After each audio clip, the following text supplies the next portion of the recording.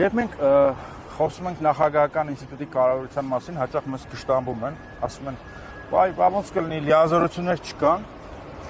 Միանգամից ուզում եմ այս կշտամբանքը, քննադատությունը կանխել, որովհետև մենք լիազորությունների մասին չենք խոսում,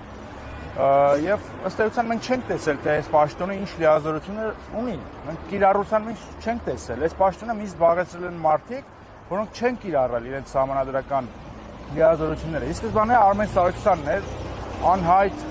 անորոշ ինչ-որ մեկը, որը մեր հայոց պատմության մեջ հայտնի դարձավ նրանով, որ միջազգային հանրությանը 44 օրյա պատերազմի ժամանակ հավաստիացնում էր, որ մենք չենք հարվածի գազամուղին ադրբեջանական։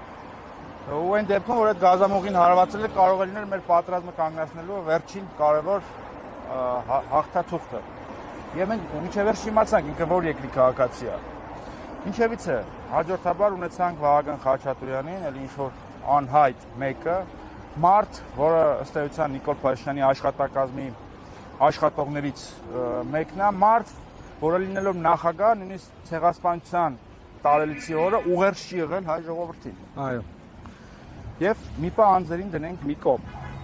Այստեղ խնդիրը համակարգային է։ Եվ մենք եկել ենք ասելու, որ Հայաստանի ամենակարևոր խնդիրը իշխանությունների տարանջատման սկզբունքի բացակայությունն է։ Մի մարմին գործադիր իշխանությունը վարչապետի մարմնավորմամբ ուզուրպացրել է սահմանադրական մյուս մարմինները։ Նա եւ երկրի գլխավոր դատավորն է, երկրի գլխավոր քննիչն է, երկրի գլխավոր պոետն է, երկրի գլխավոր, չգիտեմ, ուզում էր կաթողիկոս դառնալ։ Սահմանադրագետ արդեն։ Սահմանադրագետ, ամեն ինչը։ Եվ իշխանության մարմինների տարանջատումը պետքա գործի։ Եվ այստեղ էլի հարցը համակարգային է։ Մենք չենք ուզում լինի իշխանափոխություն եւ այդ իշխանափոխությունից հետո, եթե օրինակ իշխանության գա ուժեղ Հայաստանը, հանրապետության նախագահ դառնա Դալմամոլի մենեջերներից մեկը եւ կրկնի Վահագն Խաչատուրյանի պատմությունը, այսինքն մենք համակարգային խնդիր ենք դնում եւ ուզում ենք ասել, որ երկրի վարչապետը, ով էլ որ լինի, պետք է իմանա, որ իրենից բարձր խոսք կա այս երկրում։ Այո։ Որ ինքը չի կարող իրեն ամեն ինչ թույլ տալ։ Ըստ էության սահմանադրությամբ երկրի նախագահը բարձր արժեքների, երկրի սահմանադրական կարգի երաշխավորն է, չէ՞։ Բայց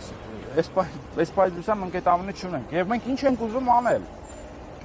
Ըստ էության մեր երկրի պատմության մեջ բոլոր ընտրությունները եղել են միակայլ, պարզունակ գործընթաց։ Մենք առաջարկում ենք հիմա բազմակայլ կոմբինացիա, եւ այդ կոմբինացիան առաջարկում ենք, որ միանան 200,000 եւ միգուցե ավել քաղաքացիներ, որ չեն կողմնորոշվել, ում պետք է ընտրեն, որոնք դեմ են Նիկոլ Փաշինյանի վարչակազմին, հաշ չեն այս իրականության հետ, բայց ինչ-ինչ պատճառներով չեն ուզում ընտրեն Քոչարյանին, չեն ուզում Սամվել Կարապետյանին, չեն ուզում Գագիկ Ծառուկյանին։ Եվ այդ մարդկանց մենք ասում ենք՝ մի հիասթափվեք, մի օտարացեք, եկեք մասնակից դարձեք եւ մենք կդառնանք ձեր մասնակցության շարժիչ ուժը եւ ձեզ մասնակից կդարձնենք երկրի կառավարմանը։ Բայց սրա համար ինչա պետք, որ մենք անցնենք խորհրդարան։ Որն է այդ բազմակայլ կոմբինացիան։ Թույլ չտալ Նիկոլ Փաշինյանի վերարտադրությունը, թույլ չտալ ԿՊ-ի վերարտադրությունը եւ մյուս կողմից էլ թույլ չտալ, որ երկիրը դառնա խուժանապետություն։ Դրա ռիսկը շատ մեծ է, որովհետեւ բոլոր հեղափոխական իրավիճակներում միշտ ինչ-ինչ զանգվածներ, 5 աշարակերներ, անցագործներ հակված են օգտվել առիթից։ Մենք չենք ուզում, որ երկիրը դառնա խուժանապետություն։ Եվ մենք երաշխավորում ենք, որ երկիրը չդառնա խուժանապետություն, երաշխավորում են նաև մեր նախագահի տեխնացուն։ Այո։ Միքայել arczepiskopos Աջապայանը։ Այսինքն, եթե ինչ-ինչ զանգված վախենում է Քոչարյանի հետ գալուց, կամ ինչ-որ մեկի, կամ նախկին արատավոր բարքերի, մենք ասում ենք, որ մենք չենք վախենում։ Եվ մենք այն մարդիկ ենք, որ գնալու ենք, ասենք, մի րոպե, Նիկոլը պետքա գնա, բայց Հայաստանը խուժանապետություն էլ չի դառնալու։ Եվ նախագահի հեղինակավոր տեխնացուն պետքա լինի դրա երաշխավորը։ Հիմա մեզ կարող են հարց տալ, պարոն Մարուկյան։ Ինչի հենց մենք, ինչի ուրիշը չի կարող։ Տալիս են այդ պրոցեսը անի։ Ես այս հարցերին կպատասխանեմ, բայց հիմա մենախոսությունը շարունակեմ, խնդիրը գաղափարախոսական է։ 2010-ականին ես մոտ հոդված էի գրել, պարոն Մարուկյան, փորձելով քննարկել քաղաքական դաշտի իրավիճակը եւ այսպիսի մի եզրակացության է եկել, որ խնդիրը այն է, որ բարի նիժդեականները պայքարում են կաշառակեր նիժդեականների դեմ։ Եվ հիմա կան էլի շատ սիմպաթիչնի ուժեր, որ պայքարում են Նիկոլ Փաշինյանի հետ, բայց Նիկոլ Փաշինյանի հետ գաղափարական տարաձայնություն չունեն։ Օրինակ Հայկ Մարությանը, հարգարժան դերասան, շատ սիրում ենք, շատ հարգում ենք, բայց ինքը գաղափարական կոնֆլիկտ չունի Նիկոլ Փաշինյանի ռեժիմի հետ։ Հիմա բացատրում եմ։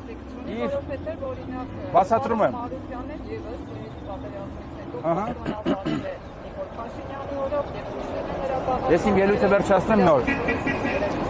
Հայկ Մարությանի տարաձայնությունը Նիկոլ Փաշինյանի իշխանության հետ տեխնիկական է եւ միգուցե էսթետիկ։ Միգուցե Հայկ Մարությանը ավելի դաստիարակված է,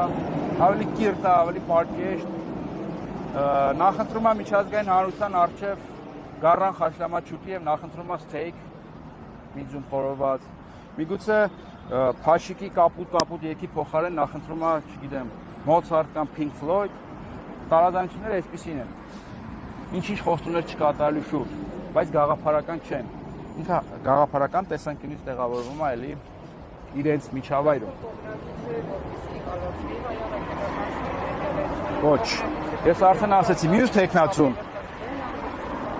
Միսովա, Արման Թաթոյանը օրինակ, ինչի մենք չենք կարալինք ինքը Արման Թաթոյանը հակառակ ուղղությամբ է գալիս, ինքն է գաղափարական տարաձայնություն չունի այն մյուս ուժերի հետ։ Ուզում հիշեցնել, որ ինքը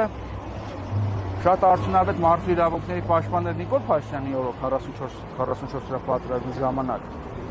Դա հանուն արդարության չեն կարող հերքել, բայց միայն Նիկոլ Փաշինյանի դեմ, բայց դրանից առաջ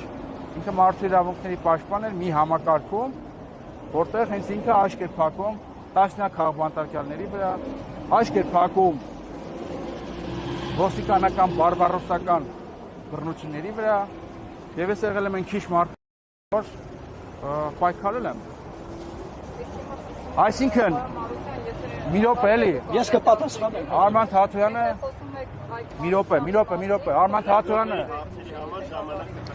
Արման Թաթոյանը նույնական է այս թևի հետ եւ չի կարող սրանց մարտարավեր նետել եւ կանգնել, ասի կանգնեք, երկիրը չի կարող խուժանապետություն դառնալ։ Այսինքն պետք է գաղափարական տարբերվող ուժ, որը կարա ասի ստոպ։